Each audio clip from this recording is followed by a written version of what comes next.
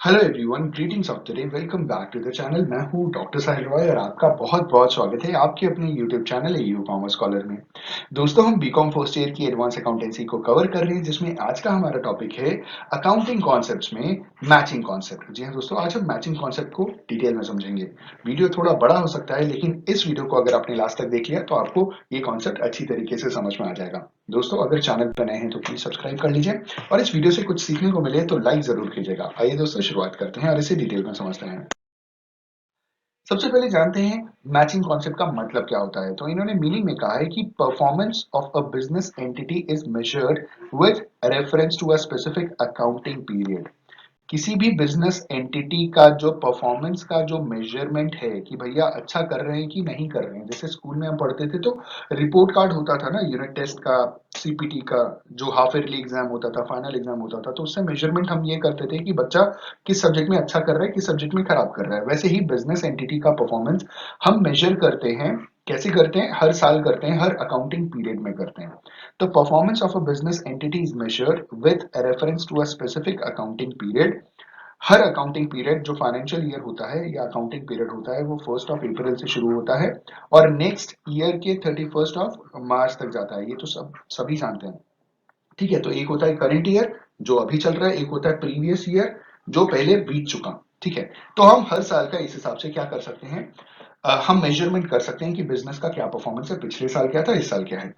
आगे कह रहे हैं कि hence to determine the profit for a particular period, revenue earned in that period should be matched with the expenses incurred for earning such revenue. इन्होंने कहा कि आपने एक पर्टिकुलर फाइनेंशियल ईयर या पर्टिकुलर अकाउंटिंग पीरियड में जो भी आपने प्रॉफिट अर्न किया, तो आपको पता कैसे चलेगा कि वो उसी ईयर का था। वो आप पता कर सकते हैं रेवेन्यू की मदद से। तो रेवेन्यू का फॉर्मूला होता है कि revenue is equal to cost plus profit. अब रेवेन्यू में आपकी कॉस्ट भी जुड़ी है प्लस आपकी प्रॉफिट भी जुड़ी है। कॉस्ट का मतलब आपके एक्सपेंसेस हो गए, जो आपकी लागत है, जो आपका खर्चा है।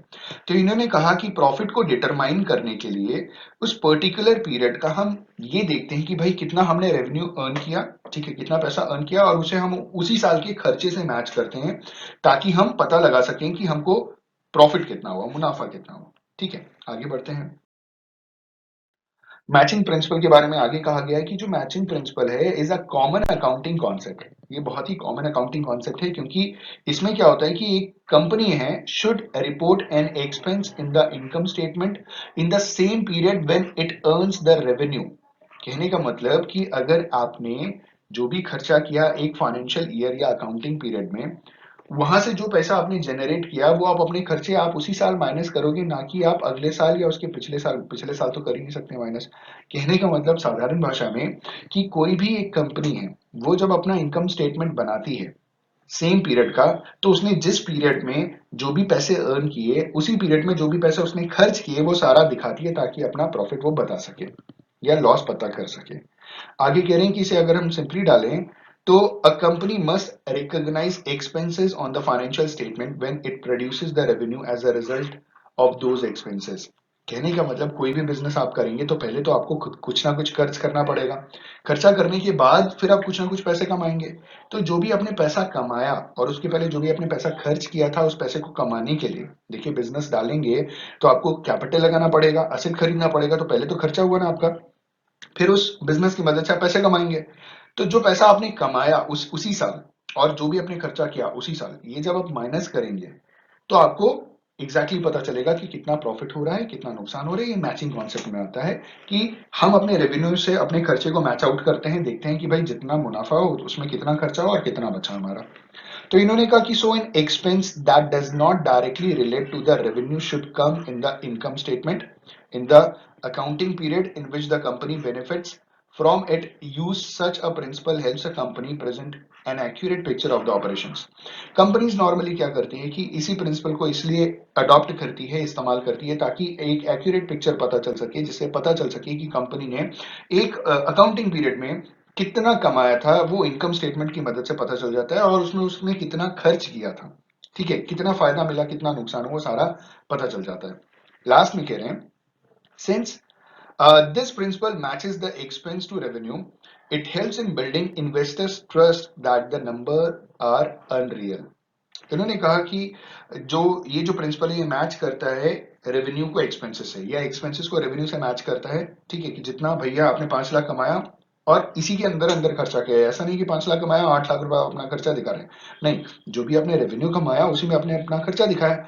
ये मदद करता है इन्वेस्टर्स को एक भरोसा करने में आपकी कंपनी में। तो इन्वेस्टर्स जब आपके कंपनी में भरोसा करेंगे, विश्वास करेंगे, ठीक है, ट्रस्ट बिल्ड होगा, तभी तो ढेर सारे इन्वेस्टर्स आपकी कंपनी में आएंगे और ढेर सारा पैसा लगाएंगे। आइए बात करते हैं, कुछ एलिमेंट्स होते हैं मैचिंग प्रिंसिपल्स के। जैसे सबसे पहला कहा है इन्होंने कि जो मैचिंग प्रिंसिपल है is all about how a company should recognise its expenses. कोई भी एक कंपनी अपने एक्सपेंसेस को कैसे पहचानती है, पता कैसे चलता है, तो ये मैचिंग प्रिंसिपल की मदद से पता चलता है कि हमने साल भर में कितना कमाया और कितना खर्च किया। आगे, the underlying theory is that the expenses should follow the revenue. Theory ये बताती है कि जो खर्चा है it should follow the revenue. कहने का मतलब पहले खर्चा होगा और उसके बाद आपको क्या मिलेगा, पैसा मिलेगा जो भी आपने खर्च किया। ठीक है, आगे इन्होंने कहा however at times it becomes difficult to match all the expenses to the revenue. तो कभी कभार ऐसे समय आता है कि भैया सारे खर्चे अपने रेवेन्यू से मैच नहीं होते, मतलब खर्चा ज्यादा हो गया लेकिन रेवेन्यू कम है ना। भाई कभी भी कोई भी दिक्कत आ सकती है, तो खर्चा ज्यादा हो गया और इनकम कम है आपकी। तो इससे ओवरकम करने के लिए one can segregate expenses into two different categories, that is period and product cost. तो इसे समझने के लिए, इस प्रॉब्लम को ओवरकम करने के लिए हमने क्या किया, अपने खर्चे को दो पार्ट में डिवाइड कर दिया। पहला पार्ट है हमारा पीरियड, तो दूसरा है हमारा प्रोडक्ट कॉस्ट। ठीक है, तो पीरियड के बारे में इन्होंने कहा कि period cost are shown on the financial statement as and when the company incurs them. ठीक है, एग्जांपल के तौर पे ऑफिस का रेंट, ऑफिसर की सैलरी, बाकी के एडमिनिस्ट्रेटिव खर्चे।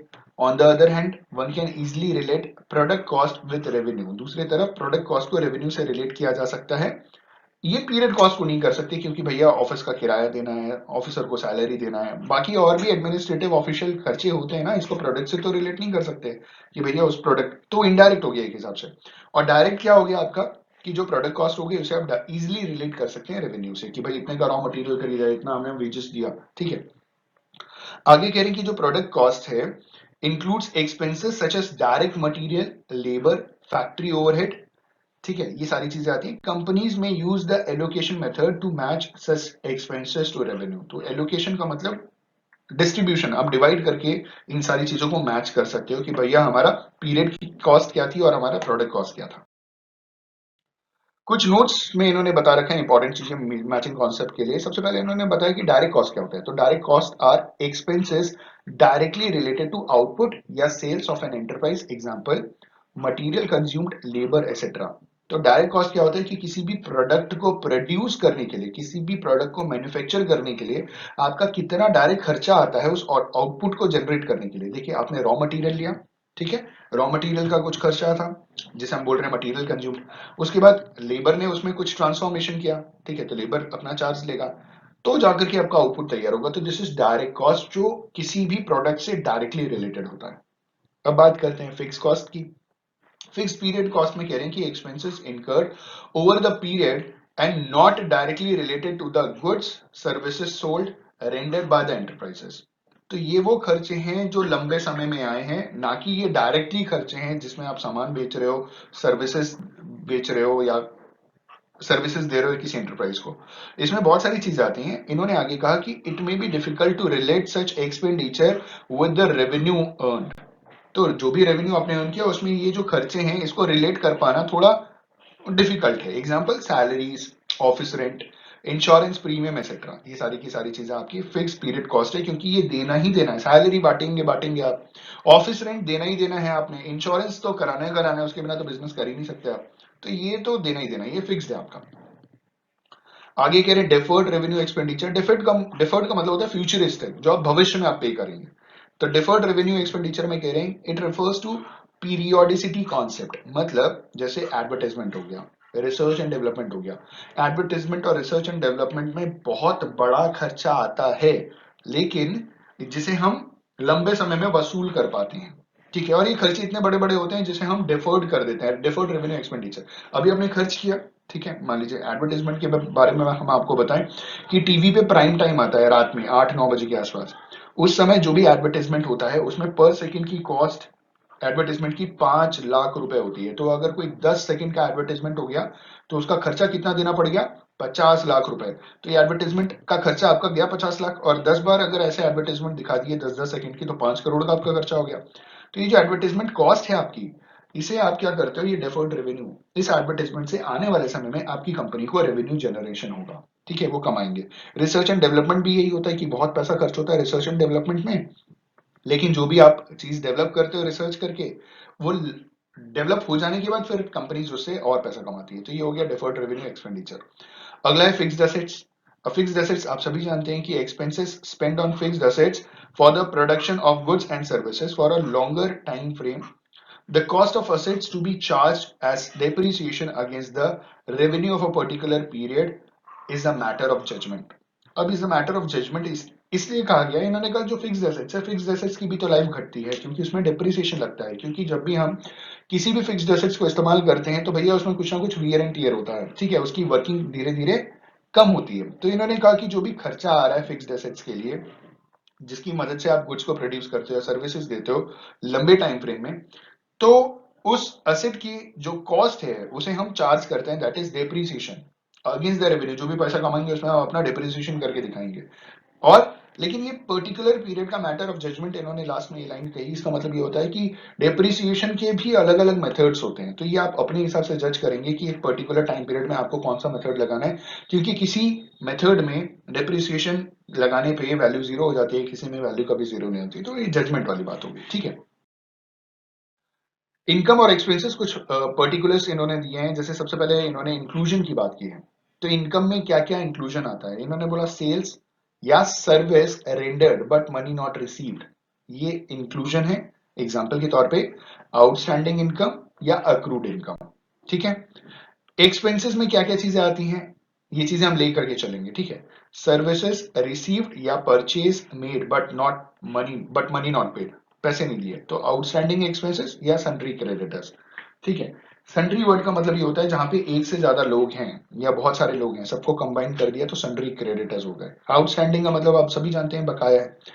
एक्सक्लूजन, इस कॉन्सेप्ट में एक्सक्लूजन क्या है, मैचिंग कॉन्सेप्ट में एक्सक्लूजन क्या चीज हम नहीं लेते। इन्होंने कहा कि advances received before sale services is not income. आपने जब तक ना सेल किया ना सर्विस प्रोवाइड किया और एडवांस रिसीव कर लिया तो उसे हम इनकम नहीं मानेंगे। तो income received in advance exclusion है, वो मैचिंग कॉन्सेप्ट में नहीं आएगा, क्योंकि आपने तो कुछ किया ही नहीं ना उसके लिए। और यहाँ जरूरी क्या है कि जो भी आप खर्चा कर रहे हो, पैसा आ रहा है, दोनों को आपको मैच कराना जरूरी है।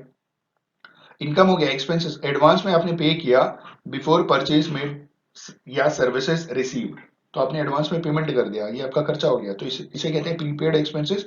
ये एक्सपेंसेस पेड इन एडवांस, तो ये भी आप इंक्लूड नहीं करोगे, एक्सक्लूजन का पार्ट है, ठीक है। लास्ट में बता रहे हैं कि भैया इसका इंपैक्ट क्या पड़ता है। तो इन्होंने कहा कि जो अक्रूवल कॉन्सेप्ट है together with periodicity and matching concept give rise to the recognition of. तो इन्होंने कहा कि जो अक्रूवल कॉन्सेप्ट है, ये पीरियोडिसिटी और मैचिंग कॉन्सेप्ट के साथ gives rise to recognition of. आप इससे पहचान सकते हो कि भैया हमारे प्रीपेड एक्सपेंसेस क्या है, आउटस्टैंडिंग एक्सपेंसेस क्या है, income received and income received in advance, ठीक है। ये सारी चीजें पहचानने में अक्रूवल कॉन्सेप्ट, पीरियोडिसिटी कॉन्सेप्ट और मैचिंग कॉन्सेप्ट मदद करता है। दोस्तों आई होप इन बिलीव कि मैचिंग कॉन्सेप्ट आपको क्लियर हो गया होगा। अगर वीडियो पसंद आए तो प्लीज लाइक जरूर कीजिएगा। On this note, thank you so much for watching this video, have a good day and all the best for your examinations.